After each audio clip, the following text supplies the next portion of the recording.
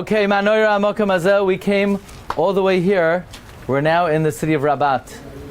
And we're at the Kever. First, Rabbi Elazar Avila, Rabbi Elazar Avila, 1711 to 1761.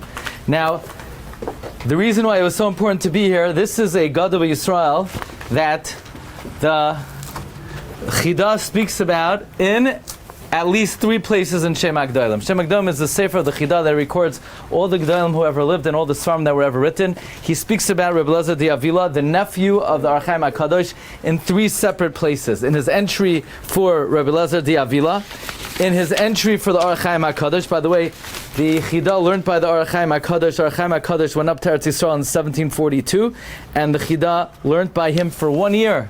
But even so, he considered him his Rebbi. The Archaim HaKadosh passed away in 1743. By the way, the Chida writes about the Archaim HaKadosh that his knowledge of Shas was frightening. Everybody thinks of the Archaim HaKadosh. He wrote a commentary to the Chumash. Chida says the knowledge of the Archaim HaKadosh in Shas was mavis, was frightening. And the Archaim HaKadosh passed away at a very young age, at 47 years old. So did his nephew. His nephew, Rabbi Elazar Avila. Here, I want to point your attention to Rav Ada. On the cover, he's called Rav Ada. Why? Elazar di Avila. That's what he's known as. Or Elazar di Avila. You see the Lashonos it says about him. He wrote on Shas Magen Giborim, not to be confused with the classic Magen Giborim that we usually refer to. Look at these Lashonos. Ner Yisrael, Amar Hayamini, Patish HaChazak, Chadmen Kamaya, Mibnei Yisrael. Amazing Lashonos of Rabbi Elazar di Avila. What's interesting is that the Chida says about in his entry to Shem HaGdolim, his amkos, his depth, his profundity was so great, he would write and then he would erase, and he would write and he would erase. So it wasn't so discernible, his greatness in learning, from his writing, because he was always revising it, he was constantly revising it. At 15 years old, he married the daughter of Rabbi Leo, one of the honorable people in Sali. He started writing his Svarim at 15 years old. He became the Av Bezin and Sali. He wrote Magen Gibar Mang Shas, Shas Shus Ber Mayim Chayim, Mayim Ganim. When we were by the grandfather Archaim HaKadosh, by there on the shelf was the Sefer Mayim Ganim, Mayon Ganim. And he would write in very tiny letters. He would fill up the entire page, and one time they found that he didn't have room on the paper and he continued writing on the table. One time, the river in Rabat started to rise and flood. Yosef, what's the name of the river in Rabat? Yosef, the river here. The river. Bulegre.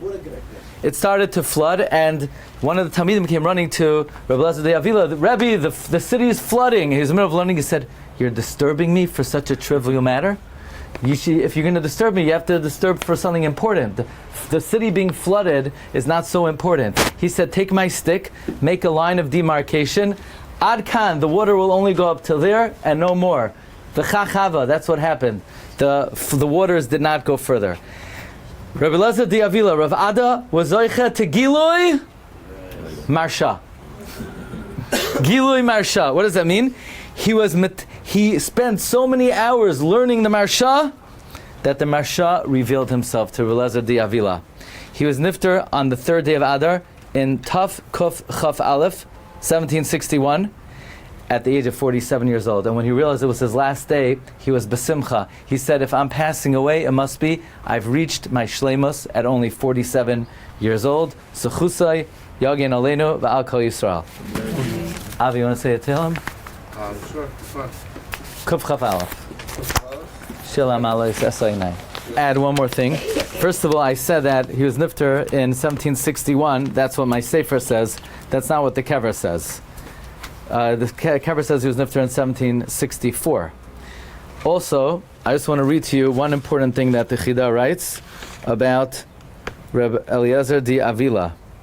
He says in the Shem HaGdolim something Oyem v'Noira. He says, I want to read to you his words from the Chida. Ben Achoisoi, again, he's the son of the sister of the Archaim HaKadosh. Ner Maravi, he's the western lamp. Why?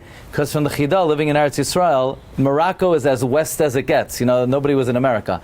The west was Morocco. Which Gedolim are in Morocco? So he's considered the Ner Maravi. Harav Hamafulpul Ma'od, he was very sharp in learning. Then the Chida says, "Uleshmaya oizen shamanu." We all heard neflois mitarasei, wonders from his Torah. So the Chida is using exceptional language to describe the Kayach HaTorah of Rabbi Elazar the Avila. Okay. This kever was refurbished in the year Merkav Tich. It's partially rubbed out. So in other words, this is, you see what it looked like before, and then it was refurbished. So, okay.